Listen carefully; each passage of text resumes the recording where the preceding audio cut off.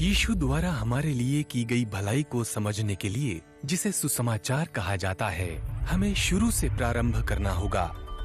जब एकमात्र सच्चे परमेश्वर ने धरती, तारों और सभी चीजों को बनाया, उन्होंने पहले मनुष्य की रचना की और उन्हें एक सुंदर बगीचे में रख दिया जहां वे साथ रह सकें।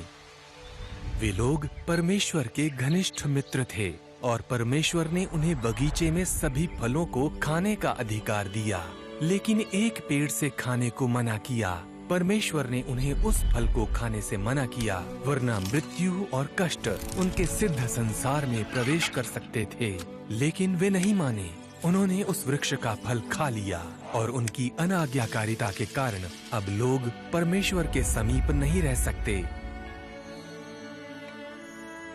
अब मृत्यु, कष्ट तथा अलगाव वह कीमत है जो हमें चुकानी है, क्योंकि किसी न किसी तरीके से हमने परमेश्वर की आज्ञा का उल्लंघन किया है।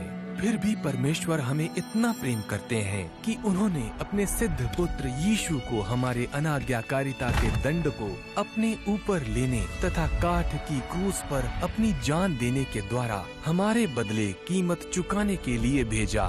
हमारी बुराइयों की कीमत चुकाने के लिए यीशु ने हमारी बुराइयों पर विजय प्राप्त की।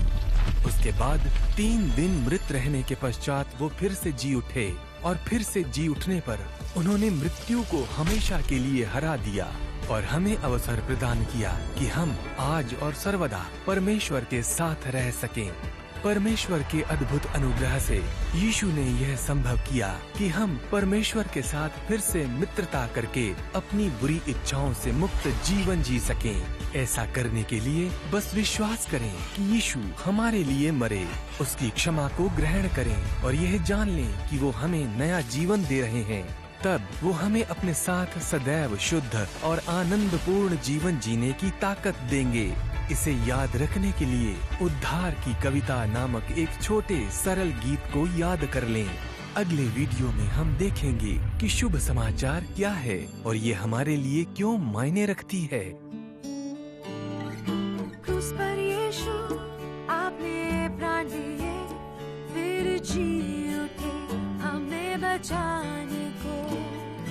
मेरे पापों को क्षमा करो, आओ मसीह प्रभु।